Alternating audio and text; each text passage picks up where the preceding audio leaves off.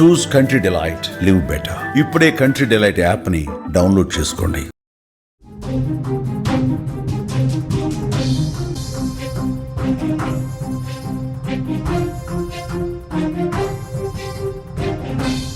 Big breaking news చూస్తున్నాం. అహ్మదాబాద్ విమాన ప్రమాదానికి సంబంధించిన నివేదిక రిలీజ్ అయింది. ప్రాథమిక నివేదికలో కొన్ని సంచలనమైన విషయాలు బయటకు వస్తున్నాయి. విమానం టేకాఫ్ అయిన కొద్ది క్షణాలకే ఇంజన్లకు ఇంధన సరఫరా నిలిచిపోయింది. కాక్పిట్ వాయిస్ రికార్డింగ్స్లో పైలట్ల సంభాషణ రికార్డ్ అయింది. పైలట్లలో ఒకరు మీరెందుకు ఆపేశారంటూ ప్రశ్నించారు. నేనేమీ చేయలేదంటూ మరొక పైలట్ సమాధానం ఇచ్చినట్టుగా అందులో రికార్డ్ అయి ఉంది. జూన్ 12న అహ్మదాబాద్ ప్రమాదానికి ఎయిర్ ఇండియా విమానం ప్రమాదానికి గురైంది. 270 మంది చనిపోయినటువంటి ఘోర విషాదం. దానికి సంబంధించిన ప్రాథమిక నివేదిక, ఆ ప్రమాదానికి సంబంధించి ఎయిర్ ఇండియా ప్రమాదం జరిగిన తర్వాత ఆ కాక్పిట్ వాయిస్ రికార్డర్స్ని ల్యాబ్కు పంపించారు, విశ్లేషించారు. ఆ కాక్పిట్ వాయిస్ రికార్డర్లో ఏవైతే పైలట్ల సంభాషణ ఉందో ఆ సంభాషణకి సంబంధించినటువంటి డీటెయిల్స్ ఇప్పుడు ఏఏఐబి అంటే air craft accident investigation bureau చాలా స్పష్టంగా ఆ పైలట్లు ఏం మాట్లాడుకున్నారు, ప్రమాదానికి కొద్ది సెకండ్ల ముందు పైలట్ల మధ్య ఎలాంటి సంభాషణ జరిగింది, ఇవన్నీ కూడా ఈ ప్రైమరీ రిపోర్ట్లో చాలా స్పష్టంగా ఏఐబి రిలీజ్ చేసింది. జూన్ 12న అహ్మదాబాద్లో ఎయిర్ ఇండియా విమాన ప్రమాదంపై ప్రాథమిక నివేదిక రిలీజ్ అయింది. 15 పేజీల ఈ నివేదికను విడుదల చేసింది. టేకాఫ్ అయిన కొద్ది క్షణాల్లోనే కూలిపోయిన ఎయిర్ ఇండియా విమానంలో ఆ కొద్ది సెకండ్లలో ఏం జరిగిందో భారత విమాన ప్రమాద దర్యాప్తు సంస్థ రిలీజ్ చేసింది. ఎయిర్ ఇండియా విమానం టేకాఫ్ అయిన కొద్ది క్షణాలకే ఇంజన్లకు ఇంధన సరఫరా నిలిచిపోయినట్లుగా ప్రాథమిక నివేదికలో తెలిపింది. ప్రమాద స్థలం నుంచి స్వాధీనం చేసుకున్న కాక్పిట్ వాయిస్ రికార్డింగ్స్లో పైలట్ల సంభాషణను గుర్తించారు. అందులో ఒక పైలట్ స్పష్టంగా అంటే ఇంధన ఏవైతే స్విచ్లు ఉంటాయో ఇంధనానికి సంబంధించినటువంటి అనేటువంటి స్విచ్లు ఒకటి ఆగిపోయింది. ఆగిపోతే వెంటనే ఇంకొక 2 సెకండ్లు ఇంకొక స్విచ్ కూడా ఆఫ్ అయిపోయింది. మీరెందుకు స్విచ్ ఆఫ్ చేశారు అంటూ ఒక పైలట్ క్వశ్చన్ చేశాడు. నేనేమీ చేయలేదు, నేను ఏమీ ఆఫ్ చేయలేదు, అదే ఆఫ్ అయిపోయింది అని చెప్పి ఆయన జవాబిచ్చినట్టుగా తెలుస్తుంది. వెంటనే మళ్ళీ ఆన్ చేసే ప్రయత్నం చేశారు. ఇంజన్ 1, ఇంజన్ 2 రెండు కూడా ఆన్ చేసే ప్రయత్నం చేస్తే మొదటి ఇంజన్ రీలైటింగ్ ప్రక్రియ అనేది విజయవంతమైంది. కట్ ఆఫ్ నుంచి మళ్ళీ రన్ మోడ్లోకి వచ్చింది. రెండో ఇంజన్ని మళ్ళీ ఆన్ చేసే ప్రయత్నం చేశారు, కానీ ఆన్ కాలేదు. రెండో ఇంజన్ ఆన్ కాలేదు. రీలైటింగ్ ప్రక్రియ రెండో ఇంజన్కి సంబంధించి కాలేదు. టేకాఫ్ని విజయవంతంగా ముందుకు తీసుకెళ్లే దాంట్లో ఫెయిల్ అయింది సెకండ్ ఇంజన్. దాని తర్వాత ఒక్కసారిగా వేగం తగ్గిపోయింది. ఏదైతే టేకాఫ్ అయి గరిష్ట వేగానికి అందుకునే ప్రక్రియ ఫెయిల్ అవడంతో ఒక్కసారిగా ఆ విమానం కిందకి పడిపోతుంది. వెంటనే పైలట్ మేడే కాల్ ఇచ్చారు. Oh my god, mayday mayday mayday అని చెప్పి 3 సార్లు అరిచినటువంటి పరిస్థితి. అంతకుముందు ఆ మేడే అనడం కూడా ఆ వాయిస్ రికార్డును కూడా మనం విన్నాం గతంలోనే. అయితే ఇక మేము పూర్తిగా ప్రమాదంలో ఉన్నాము, హెల్ప్ చేయండి అని దాని అర్థం. ఆ తర్వాత కొద్ది సెకండ్లకే ఒక హాస్టల్ భవనం మీద కూలిపోతున్నటువంటి పరిస్థితి ఉంది. ఈ కాక్పిట్ వాయిస్ రికార్డర్లో పైలట్లు ఏం మాట్లాడుకున్నారన్న విషయానికి సంబంధించి ఈ రిపోర్ట్లో చాలా స్పష్టంగా ఏఏఐబి రిలీజ్ చేసింది. అందులో పైలట్లు ఇంజన్లు ఏదైతే ఇంధనాన్ని ఇంజన్కి అందించేటువంటి స్విచ్లు ఏవైతే ఉంటాయో ఇంధన కంట్రోల్ స్విచ్లు, ఫ్యూయల్ కంట్రోల్ స్విచ్లు రెండు కూడా ఆఫ్ అయిపోయినాయి. వెంటనే ఆఫ్ అయిపోవడంతో ఒక పైలట్ క్వశ్చన్ చేశాడు, ఎందుకు ఆఫ్ చేశావు, ఈ ఆన్ బటన్స్ని ఆన్లో ఉంచకుండా ఎందుకు ఆఫ్ చేశావు అని అడిగితే నేనేమీ చేయలేదు, అవే ఆగిపోయినాయని చెప్పి వెంటనే మళ్ళీ ఆన్ చేసే ప్రయత్నం చేశారు, కానీ ఫెయిల్ అయిపోయినటువంటి పరిస్థితి. ముందుగా ఇంజన్ 1 మళ్ళీ ఆన్ అయింది, ఇంజన్ 2 మాత్రం ఆన్ కావటంలో సాంకేతిక సమస్య ఏర్పడింది. అది టేకాఫ్ గరిష్ట వేగానికి చేరుకోకుండా ఇంజన్ 1 మళ్ళీ రన్ మోడ్లోకి వచ్చిన తర్వాత కూడా ఇంజన్ 2 పూర్తిగా ఫెయిల్ కావడంతో ఆ ఇంధనాన్ని ఇంజన్కి అందించేటటువంటి ఆ ప్రక్రియ పూర్తిగా ఫెయిల్ కావడంతో టేకాఫ్ అయినటువంటి కొద్ది సెకండ్లకే ఈ ప్రమాదం జరిగింది. తర్వాత పైలట్లు ఎయిర్ ట్రాఫిక్ కంట్రోలర్కి సమాచారం అందించారు.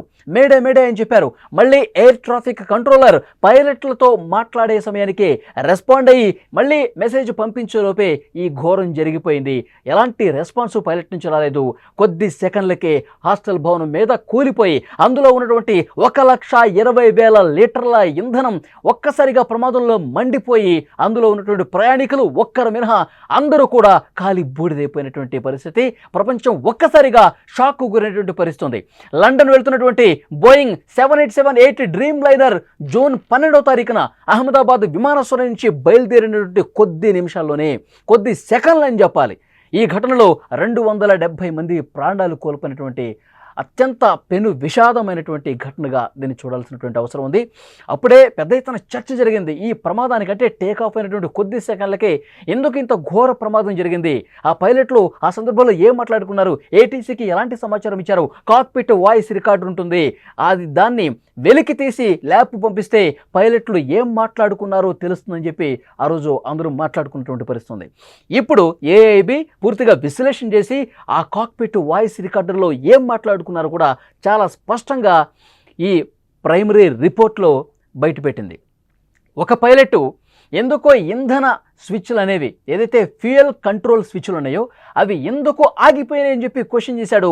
నేనేం ఆపలేదు, నేనేం చేయలేదు, వాటంతటా అవే ఆగిపోయినాయి అని చెప్పి ఇంకొక పైలట్ నుంచి సమాధానం వచ్చినటువంటి పరిస్థితి ఉంది.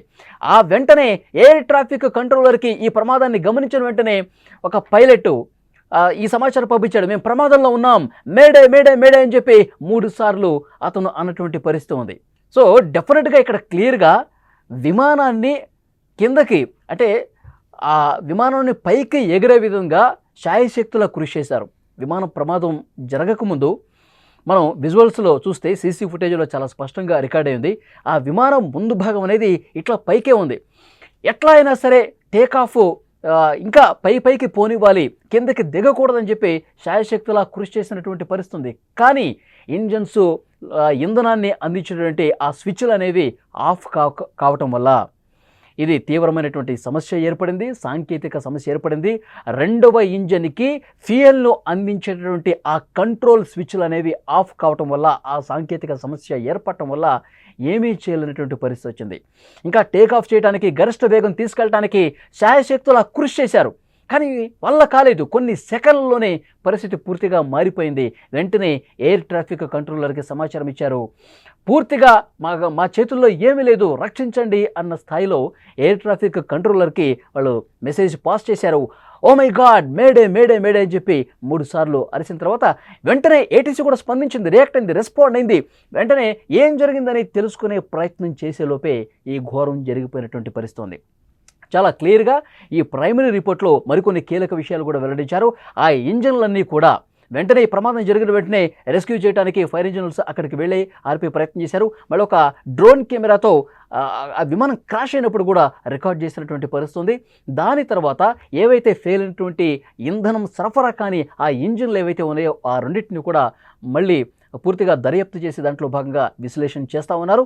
అయితే ఇంకా అందులో మండే వస్తువులు, ప్రమాదకరమైన వస్తువులు ఏమీ లేవని కూడా ఈ రిపోర్ట్లో చాలా స్పష్టంగా ఉంది. పైలట్లు ఏం మాట్లాడుకున్నారు ప్రమాదం జరగక కొద్ది సెకండ్ల ముందు అన్నది ఇప్పుడు ఈ ఏఏఐబి రిపోర్ట్ అనేది చాలా స్పష్టంగా ప్రపంచానికి తెలియజేసిన పరిస్థితి ఉంది. ఇంజన్లకు ఇంధనాన్ని సరఫరా చేసేటటువంటి ఆ వ్యవస్థలు, ఫ్యూయల్ కంట్రోల్ స్విచ్లు ఏవైతే ఉన్నాయో అవి ఆఫ్ కావటం వల్ల, ఆఫ్ అయ్యి సాంకేతిక సమస్య ఏర్పడటం వల్ల ఈ ప్రమాదం జరిగిందని ఈ ప్రాథమిక రిపోర్ట్లో చాలా స్పష్టంగా తెలియజేసింది. ఒక పైలట్ ఎందుకు స్విచ్లు ఆఫ్ అయిపోయినాయి, ఎందుకు స్విచ్లు ఆఫ్ చేశావు అని క్వశ్చన్ చేశాడు. నేనేమీ చేయలేదు, అవి ఆఫ్ అయిపోయినాయి అని చెప్పి మరొక పైలట్ చెప్పాడు. వెంటనే స్విచ్లు ఆన్ చేసే కార్యక్రమం మొదలుపెట్టారు. కొన్ని సెకండ్లోనే మొదటి ఇంజిన్ ఆన్ చేశారు, స్విచ్ ఆన్ చేశారు, ఇంధనాన్ని పంపించే స్విచ్ ఆన్ చేశారు, అది ఆన్ అయింది, అది కట్ ఆఫ్ నుంచి రన్ మోడ్లోకి వచ్చింది. రెండవ స్విచ్ మళ్ళీ ఆన్ చేశారు, అది కూడా రన్లోకి వచ్చి కొద్ది సెకండ్లోనే రెండవ స్విచ్ అనేది ఆఫ్ అయిపోయింది. రెండో ఇంజిన్కి ఫ్యూయల్ని పంపించే ఆ కంట్రోల్ స్విచ్ అనేది ఆఫ్ అయిపోయింది. ఎంతసేపటికి నొక్కినా సరే, ఎంతసేపటికి ఆన్ చేసే ప్రయత్నం చేసినా సరే అది ఆఫ్ మోడ్లోనే ఉండిపోయింది.